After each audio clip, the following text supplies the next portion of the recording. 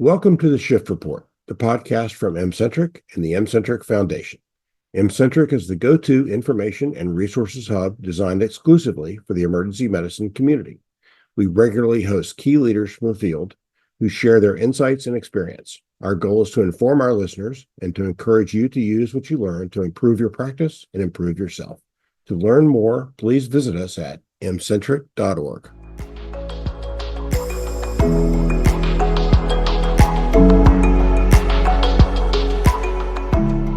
Today's episode is sponsored by Lotus Clinician Wellbeing.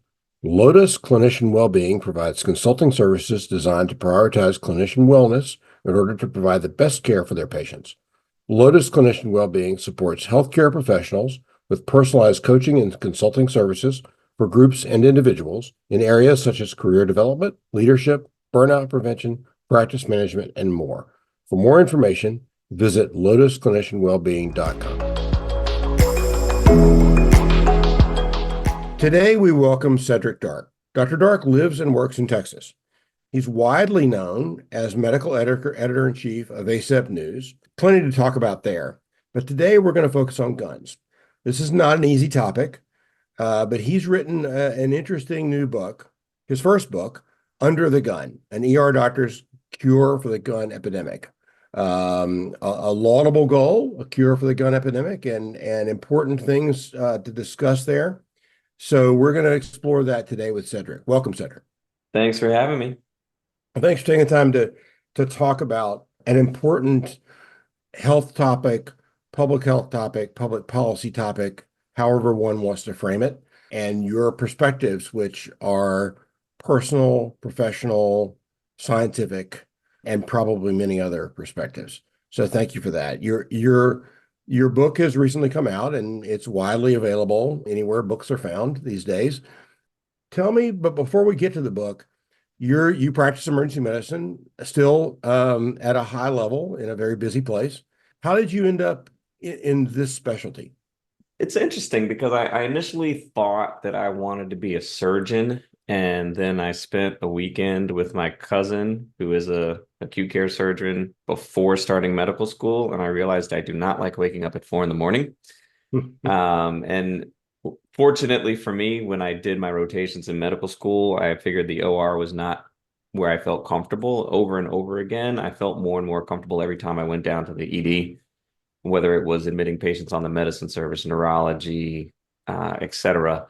And then when I finally did my EM rotation at Bellevue, working under like Louis Goldfrank and sort of the models of emergency medicine, it really clicked for me and I enjoyed it. So I wound up applying for residency and did residency in DC at GW, which I think afforded a lot of opportunity for me because it let me delve into both that policy space while I was also doing my education in emergency medicine.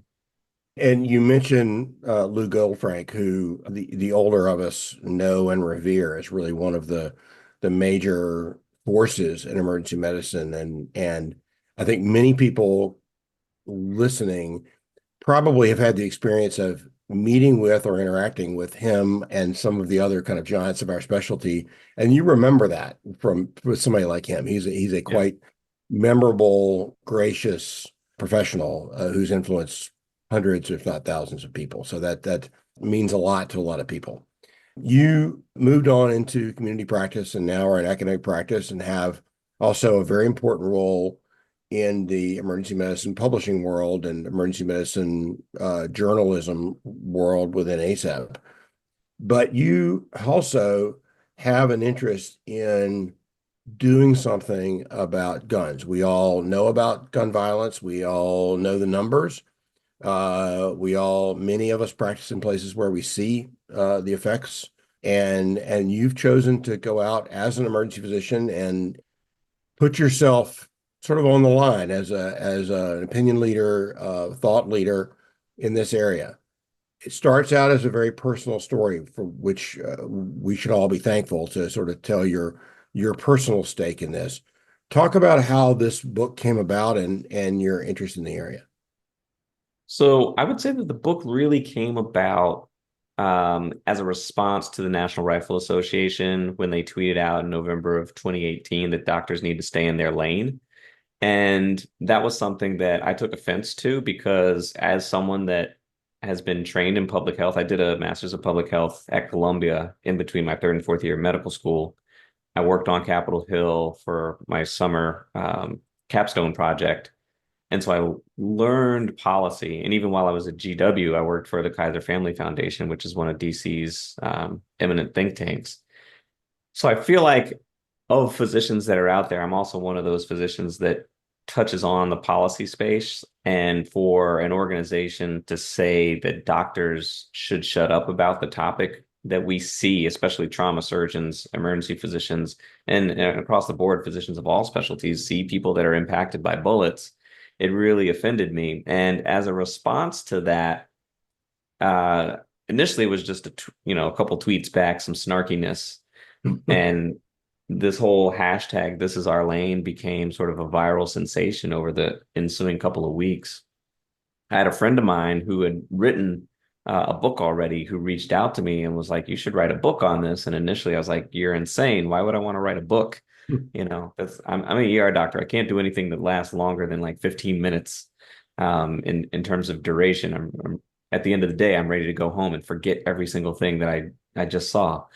But she eventually convinced me to put forth the effort to do a proposal. We wrote a proposal down, used her literary agent, who's now my literary agent, to shop it around, and then the people at Hopkins University Press took a gamble on it and said, "Hey, let's put a book out there that talks about the physician perspective on gun violence and how we could actually do solutions to it." And again, my background had been talking and blogging about evidence-based health policies across lots of different topics, not just gun violence, but also access to care, um, and many other a range of topics. And so I took that model and adapted it into this book where we're looking at evidence-based solutions for America's gun violence epidemic, but also weaving into it the stories of physicians like my own, but also other physicians, both gun owners and non-gun owners, people that have been victims, people that are just part of the fight. And so that's what this book is about. So, among a number of things in the book, you identify yourself as a gun owner. And there are people who would say, well, that doesn't quite fit. If you're, thinking of this as a violence epidemic, how could you possibly be a gun owner? And there are many gun owners among emergency physicians and other physicians and public health experts and otherwise. Talk a bit about that and how you manage it's not a disconnect, really, but some people might think it is. How do you manage that? Yeah, I think it's a misperception that there's a disconnect between gun ownership and wanting people to not be shot unnecessarily. When I moved to Houston, our house was broken into February 2014, which is just a few months after moving in. And in response to that, my wife immediately went to the store, bought a couple of guns, a shotgun and a handgun. And, we've had those ever since. And I've shot guns before. When I was in college, I did a course and we did, skeet shooting, that sort of thing. I never really owned a gun prior to that. But at that point in time, we became gun owners. We learned how to actually shoot, aim, clean your weapon, those sorts of things that you need to do to be responsible gun owners. And again, even though I have a firearm for personal protection of a home, I'm not one of those people that necessarily carries it around. I wanted to get a concealed carry license just for the sake of having one, but it fell through because our church was doing an event where they were going to train everybody, and I just happened to be working that day, so I kind of never got around to it. It's part of the problems of being an ER doctor. Sometimes when people do Right. things on the weekends, you're still working, right? But I took private lessons, still learned how to shoot and do all those things that I needed to do to be effective with that tool. But it's not something where I'm actively trying to shoot somebody. You know, Right. that's not my purpose or my goal. I'm not a hunter. A lot of people own guns for hunting. Um, but the number one reason people own firearms is for personal protection. But again, I think if you ask most people that own firearms, especially down here in Texas, a lot of them agree with some of the things that would make firearm ownership safer, right?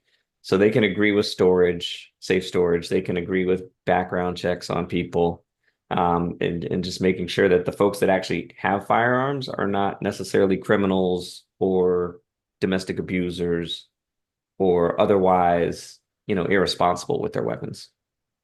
Yeah, you I'm sure others will laugh. I had to laugh. We've all had events in our lives, things we wanted to do that we missed because of a shift. It's sort of the nature of emergency medicine.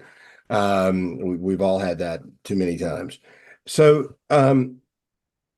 this is a big numbers problem, and you and I both have read and seen talks and papers by many people, Arthur Kellerman and otherwise, who were and who are researchers in this area and have researched the area, and we've seen the statistics. The United States is far different from other developed countries in from a number standpoint from gun deaths. And you talked about your relationship with the NRA and the tweeting back and forth that Twitter being what it is, or X now.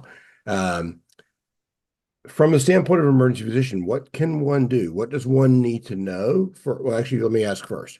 What do emergency physicians need to know to be able to talk about this issue intelligently?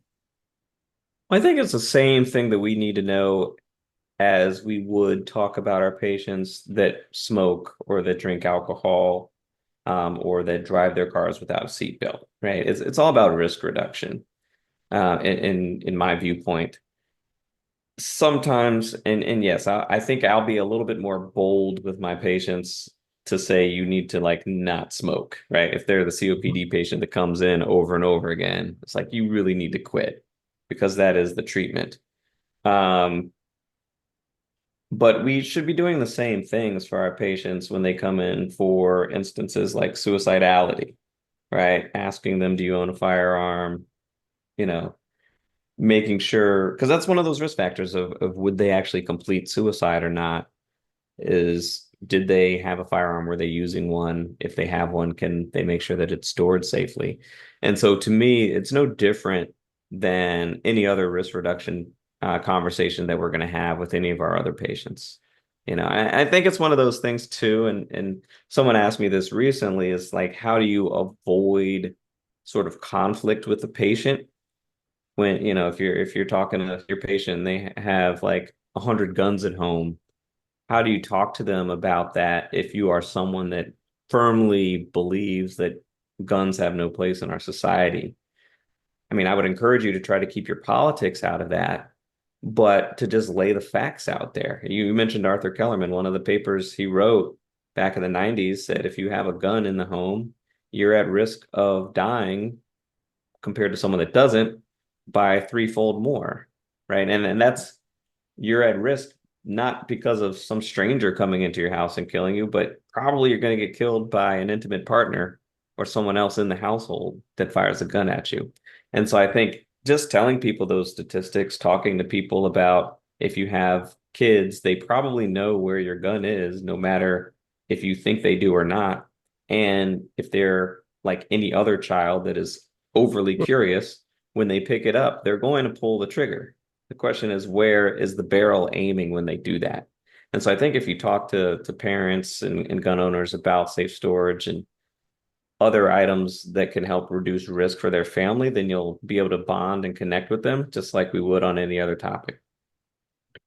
So we live, you mentioned politics, and politics do play in this.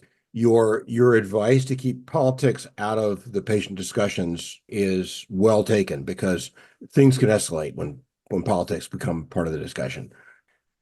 There are states, there have been states that have even tried to intervene in the discussions of guns with families. Florida comes to mind.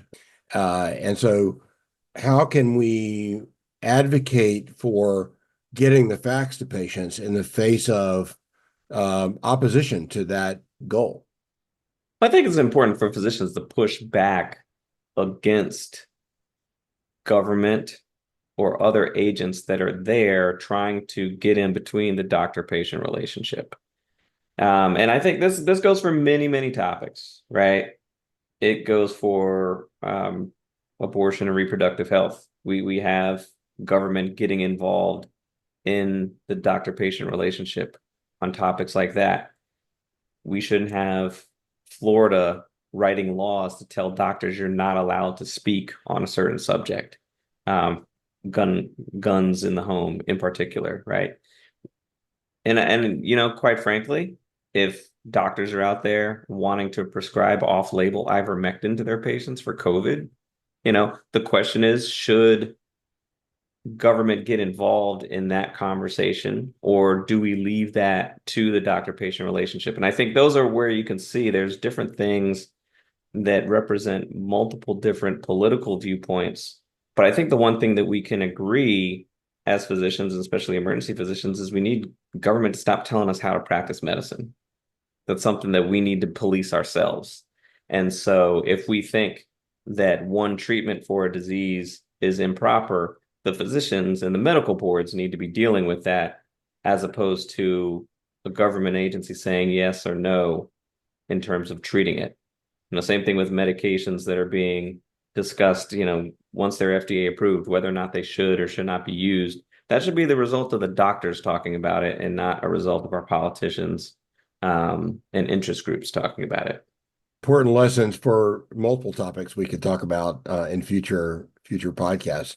We'll get to the cure in a second because the subtitle of your book talks about a cure for the gun epidemic.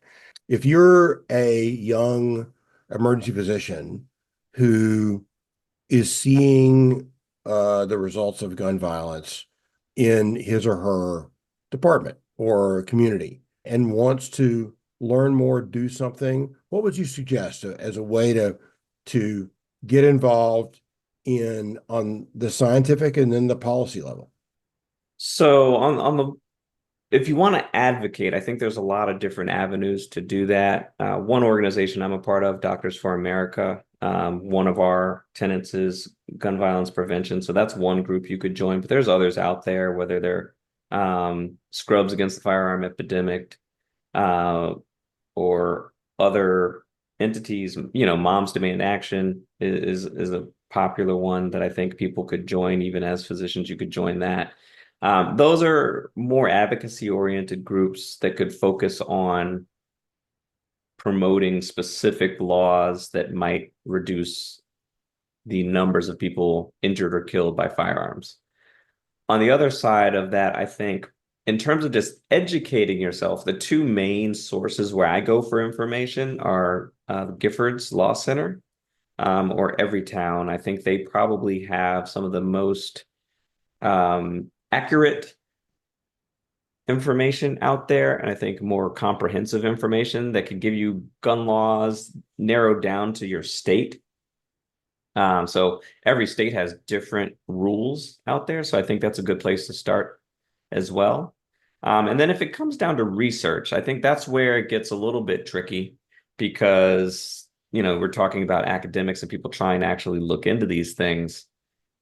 If you're a researcher, most likely you probably will have done some kind of fellowship or worked with some other kind of mentor that's out there to help you learn injury prevention research.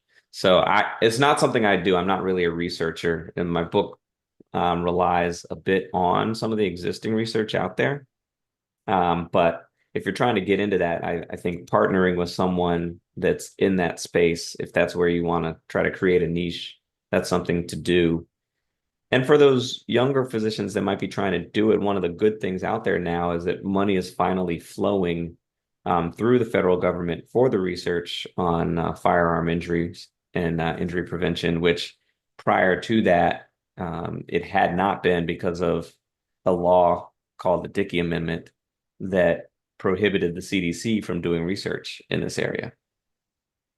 Yeah, and it's an interesting tale. Those of us who've known about this for a while know about the Dickey Amendment, but it's It is, one could call it interference in the practice of public health and the research of public health by, and I'm sure the NRA had a great deal to do with that, but now it's kind of a recognized area of study. Not to give away all the content of the book, but and we talked about as we were setting this up that it's a difficult topic because it's a difficult topic, but there are also difficult things about guns as a consumer product because they are very durable. So it's not like they're going to wear out after a year or two if there's some slowdown. They're going to be around for a while. And we do have a Second Amendment and a gun culture. But, what are some things that you see that are reasonable for us in a big sense, big us, to cure this epidemic? So I think there's several. I would probably just list a few, and not be completely inclusive of everything. Number one, I would go with background checks on every firearm transaction. Because right now, about 22% of firearm transactions do not have background checks run on them. And that's because they're sold either person to person or by some other means where you don't go through what's called a federally licensed dealer. If I try to sell my gun to you, till then we don't necessarily have to do a background check on it. I don't know if you're gonna, buy it with the intent to do harm to somebody. So that's one thing that we need to close, that kind of loophole. The other one I had mentioned before is secure storage or child access prevention, making sure that people that don't have a need to access a firearm can't get to it. Optimally, um, storing your firearms unloaded and separate from ammunition is the best way to do so, so that no one can get to it quickly and access it and harm someone on an accident. But again, as personal protection is one of those number one reasons that people own firearms, I can realize that there's difficulties there for people to, I guess, what is it, square that hole would be the Hmm. expression. Right. And so that's something that people are going to have to figure out. How can I store my gun in the safest manner possible while limiting the risk that it can do to my kids, but give me the peace of mind that I'm seeking as someone trying to keep my home protected? Honestly, I tell people get a dog because they're probably better for home protection than a gun is. Maybe true. Um, so, a third thing I think that would be extremely helpful would be domestic violence restraining orders, and specifically those that require the removal of firearms from people that have a domestic violence restraining order attached to them. There's a lot of loopholes that have existed in regards to domestic abuse. And we know that when women are in a relationship where there is domestic abuse and a firearm present, they're at much greater risk than when the firearm is not present. So that's a third one. And there's many more I think that we could go into, but if we're talking about, laws, maybe the only other one I would probably focus on is maybe the age greater than 21. Right now, think about it. If you want to drive a car, you have to be of a certain age. But if you go to rent one, the operators of, the rental car companies know we're not going to rent it to you unless you're 25, right? Yeah. Because they know people under 25, their brains aren't fully formed in the frontal cortex for their executive decision making. And so by raising that age a little bit is helpful. From many places, and actually most places, it's 18 to own certain types of guns.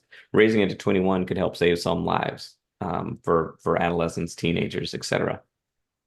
Um, so we know that from the data, but it's going to take an effort to actually make that happen and raise that age, like we raised the tobacco age, like we've elevated the age for drinking alcohol. And I love to tell people we have just as much of a constitutional right to drink alcohol as we do to bear arms, but we actually put an age limit on alcohol drinking.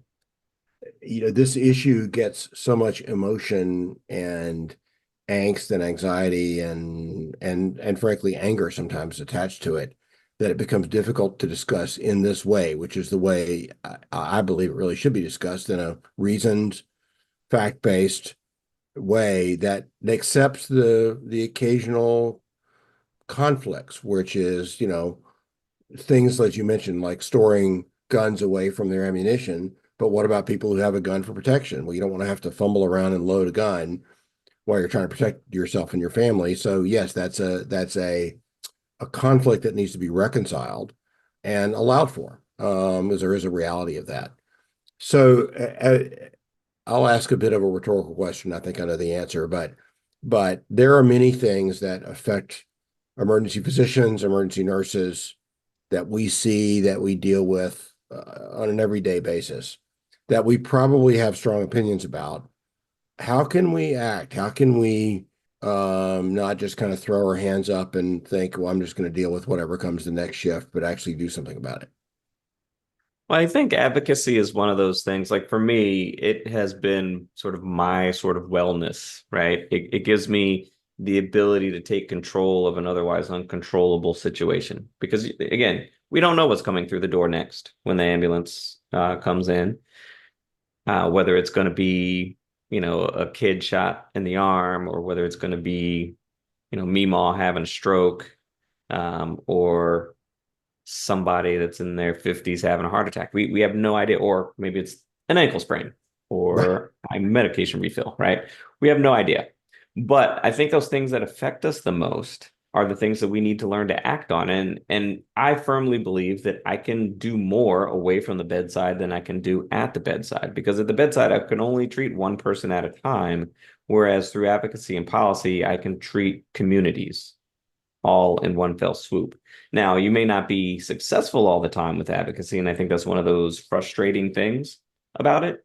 But when you do get wins, it feels like, when you get ROSC in somebody, or when you make that rare diagnosis and finally cinch something and solve a problem for a patient. So I think that's some of those things that you can look forward to. I would really encourage a lot of the listeners to get involved with your state medical society and or your specialty societies, because again, a lot of the advocacy work that we do in organizations like DFA differs from what typically happens in your specialty societies. Those organizations tend to focus on one or two things, but number one usually is reimbursement.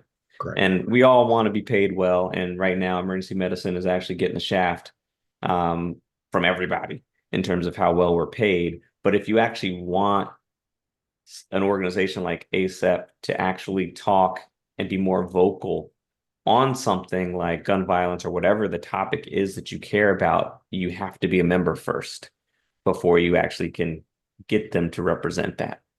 So I won't get into the internal politics of the college. I'll leave that for the actual elected leaders of it. But for those listening, I would at least encourage them to join so that they can make their voice known within the college, and then leverage the college's strength of 30 to 40,000 members in order to see what we can do in terms of gun violence prevention. And mind you, ASAP already has a policy out there, which touches on a lot of the things that I've already spoken up about in the book, and actually goes a little bit beyond what I personally would do, based on what's in the book and based on some of the evidence. So I think the policy is already there. It's just a matter of prioritizing it in terms of what our specialty organizations want to talk about. So, and one other thing before we close, you talked about the ability to affect a life at the bedside, and now with a book and your advocacy going well beyond that. There are many people who listen to this who either have been told they ought to write a book or think they ought to write a book about something. How is the book authorship going, and what have you learned from that? It's a long process. Number one, it took me 5 years to write it. And from the signing of a contract with Hopkins to publication date was about 5 years. And that, is writing a draft, sending the draft off for reviewers, getting reviewers back. And if any of you are academics, reviewer two held up to the stereotype of being brutal. Um, then essentially reorganizing and rewriting a lot of it, and packaging it again to finally get it out. It's a long process. I think that's one thing that I learned, especially when you're working shifts in between, right? You actually have to have a day job, because no one's going to pay you to write a book unless your name is Tom Clancy. Right. Other than that, you're pretty much on your own. The other thing I think I've learned from it, and I've learned this from several other authors, there's other books too. I'd love for you to buy mine, but there's a couple other guys that have written, physicians that have written about gun violence this past year. Brian Williams is a trauma surgeon. You should get his book. Rob Gore, who's another ER doc in New York, get his book as well. The one thing that the three of us have talked to each other about is how much this is like selling CDs out the trunk of your car. You're pretty much there to self-market, and that's not what we learn in medicine at all, right? Especially not emergency medicine. Right. In emergency medicine, we're like, we just sit back and an ambulance is going to show up and bring a patient, or the patient's going to walk through the door wanting our services. And this is not the case for when you write a book, and now you're on the side of trying to like actually sell it to people, and get people to buy it. So the biggest thing that I would say in that regard is you really have to be your own advocate, your own publicity firm, to get out there and do as much media as you can to talk to people, to get folks to hear about it.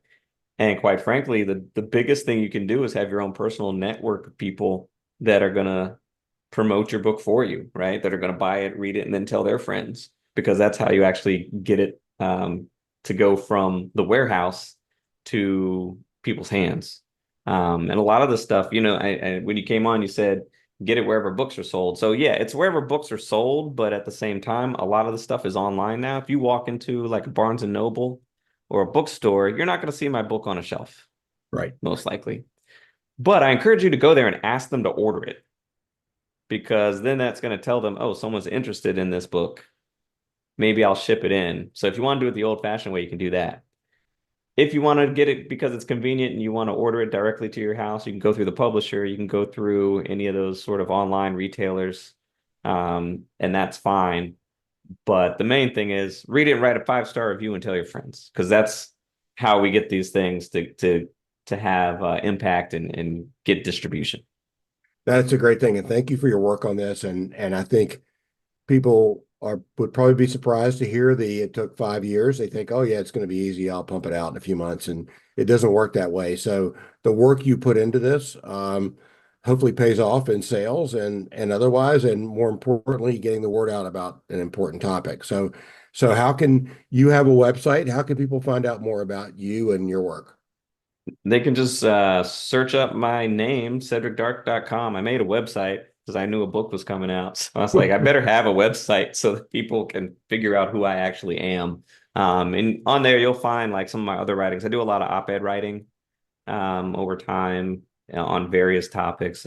Talked about, how can you use the Affordable Care Act to provide universal health care in this country? I wrote one that kind of takes the opposite approach. It's like, healthcare is not a right. Mhm. Maybe it should be, but it's not, because I think I hear people saying that a lot. We wrote one recently this election cycle on why physicians need to be a little bit more um, active in terms of voting and civic engagement, because it's one of the things that we do pretty poorly relative to the rest of the population. Maybe we're too busy. Maybe we think it's not that important like everybody else does. But it's something that we have to focus on, because again, these issues that we're dealing with at the bedside have a large influence in the political space. And so we have to engage in the political space in order to actually have that impact. So you can read those things. They're all linked on my website as well. If anyone wants to get in touch with me for like speaking engagements, there should be a little link in there, and they can reach out to me that way as well. I'm happy to come talk to anyone that wants to hear a little bit more about the specifics of what I think the cures are for gun violence. Thank you for your work at the bedside, and thank you for your much broader work at the population level, for the health and safety of our nation and beyond. And thank you for taking the time, Cedric, to speak with us today. Well, thanks for having me. It's been a pleasure. And thank you for joining us in this installment of our M-Centric podcast series, The Shift Report. And special thanks to Dr. Cedric Dark for sharing his important insights. For more content, networking, and innovation in the world of emergency medicine, please visit mcentric.org. And another thank you to our sponsor, Lotus Clinician Wellbeing. Learn more at lotusclinicianwellbeing.com. you.